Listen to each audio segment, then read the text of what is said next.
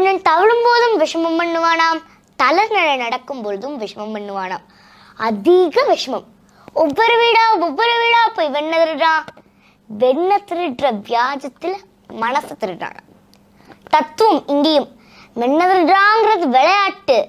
அந்த தத்துவம் மனசு வெண்ண மாதிரி வெள்ள விளையேன்னு அந்த மனசு திருடுறான். ஒரு நாள் கோபிகை வந்து சொல்றா, அப்படி வெண்ண திருடுறான், இப்படி வெண்ண திருடான்னு. யசோதை சொல்றாளாம், சும்மா அங்கேருந்து வந்து வெண்ண திருடான்னு சொல்லாத, கையோட பிடிச்சிருவா, நான் நம்புறேன். இது தெரிஞ்சிட்டு கண்ணனுக்கு. கையோட பிடிச்சின்னு வந்தா நம்புறேன்னு சொல்லியிருக்கா இல்லையா.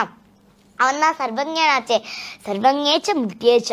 சர்வஜன் ஆனா ஒன்றும் தெரியாது, எல்லாம் தெரியும் ஆனா ஒன்றும் தெரியாது. அந்த காம்பினேஷன் தானே கண்ணன் இடத்துல அழகு. அவன் பார்த்தான், ஒரே சமயம் எல்லார் வீட்லையும் பல கண்ணனா ரூபங்கள் எடுத்து ஒவ்வொரு வீட்லையும் போய் வெண்ண தர்றான். ஒவ்வொரு வீட்லையா 20-30 வீட்டில் 20-30 கிருஷ்ணா மாதிரி 20-30 வெண்ண பானியும் தர்றான். கையோடு பிடிச்சிருந்தா. அந்தந்த வீட்டு கோபிக்கை பிடிச்சிருந்தா. அங்கேருந்து பிடிச்சி வந்து வேத்தியா, உங்கள் அம்மா சொல்லியிருக்கா கையோடு இழுத்துன்னு வந்தால் தான் நம்புவேன். இப்போ வா நான் என்ன பண்ணுறேன்பா அப்படின்னு இந்த கோபிக்கை தரன்னு கண்ணனை பிடிச்சி இழுத்துன்னு வர. எல்லா கோபிக்கையும் கண்ணனை இப்படி பிடிச்சி இழுத்துன்னு வரா. ஆனால் ஒரு கோபிக்கைக்கு இன்னொரு கோபிக்கை பிடிச்சுன்னு இருக்க கண்ணன் கண்ணுக்கு தெரியல. அந்த கண்ணன் கண்ணுக்கு தெரியல, தான் பிடிச்சுன்னு இருக்க கண்ணன் மட்டும்தான் கண்ணுக்கு தெரியல. எல்லாருமா வந்து யசோதா அப்படின்னு கூப்பிட்ற. யசோதா உள்ளே இருந்து வெளியே வந்து பார்த்தா 20-30 கோபிகைகள் எல்லாரும் வெறும் இப்படி நீட்டின்னு வருமே யசோதைக்கு தோன்று. யசோதைக்கு யார் கையில் இருக்க கிருஷ்ணனும் தெரியல. இது கிருஷ்ண லீலையே ரொம்ப திவ்யமான லீலை. யசோதைக்கு யார் கையில் இருக்க கிருஷ்ணனும் தெரியலையா. எல்லாரும் இப்படி வெறுங்கை நீட்டின்னு வராளே. யசோதைக்கு சில சமயம் சுழுக்கு எடுக்கிற வழக்கம் ஒன்றா.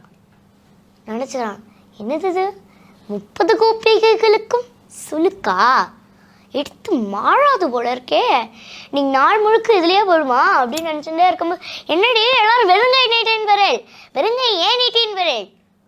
ஒவ்வொரு கோபிக்கா வெறுங்கையா, கிருஷ்ண பிடிச்சுன்னு வந்தா நம்ம இல்லையா, பார் கிருஷ்ணன் புடி கிருஷ்ணன். பக்கத்தில் இருக்க கோபிக்கை, ஏண்டி வெறுங்கை நீட்டு, நான் என் கையில் இருக்கான் பார் கிருஷ்ணன். யசோதா கிருஷ்ணா பார் யசோதா கிருஷ்ணா பார் ஒவ்வொருத்தரா என் கையில் கிருஷ்ணன். கோபிகைகள் கையில் தானே கிருஷ்ணன். உண்மையில பக்திக்கு கிருஷ்ணன் கிடைப்பான். அதனால தானே கோபிகைகள் கையில் கிருஷ்ணன். ஒவ்வொரு கோபிக்கா என் கையில் கிருஷ்ணன் சொல்ல சொல்ல யசோதா பார்க்குறா. கிருஷ்ணன் நினச்சி ரா பகலா கிருஷ்ணன் சொல்லி கிருஷ்ணன் பித்து பிடிச்சி போச்சு. ஒருத்தர் கையிலும் கிருஷ்ணன் இல்லை. கிருஷ்ணன் எங்கே தெரியுமா இருக்கான், காத்தால 6 மணிக்கு தயிர் சாதம் சாப்பிட ஆரம்பித்தான். வீட்டில் உள்ள உட்காந்து மணி 10 பகல் மணி 10 இன்னி சாப்பிட்ட பாடலில் கூப்பிடுறேன் பார். கண்ணா கிருஷ்ணா அப்படின்னு கூப்பிட்டா உள்ளே இருந்து அந்த கண்ணன் திருட்டு விழிச்சுன்னு முழிச்சுட்டு 5 விரலையும் வாய்க்குள்ளார போட்டுட்டு தயிர் வலிய அங்கேருந்து வந்து எட்டி பார்த்து என்னம்மா அப்படின்னு கேட்குறான். கோபியெல்லாம் பிரமிச்சப்படுத்து ஒரு நிமிஷம். இப்படி அட கிருஷ்ணன் தானே, நம்ம எல்லாம் இருந்தானே. எப்படி பார்த்தா தன் கையில் இருக்கிற கிருஷ்ணனும் தெரியும், பக்கத்து கோபிகை கையில் இருக்க கிருஷ்ணனும் தெரியும், அனந்தமான கிருஷ்ணனும் தெரிய, யசோத கிருஷ்ணனும் தெரிய. என்னதுன்னு பிரமிச்சு போய் இப்படி ஒரு நிமிடம் இப்படி பார்த்தா பட்டு எல்லா கிருஷ்ணனும் மறைய யசோத கண்ணன் மட்டும் தெரிய. கோபிகைலாம் என்ன ஜாலம் பண்றான் பாத்தியா யசோத, உன்னோடைய கண்ணன் சாமானிய கண்ணன் இல்ல, மாயாஜாலம் செய்யற கண்ணன். தாயே யசோதா உந்தன் ஆயர்குல துதித்தமா என் கோபால கிருஷ்ணன் செய்யும் ஜாலத்தை கேளடிதா ஏ.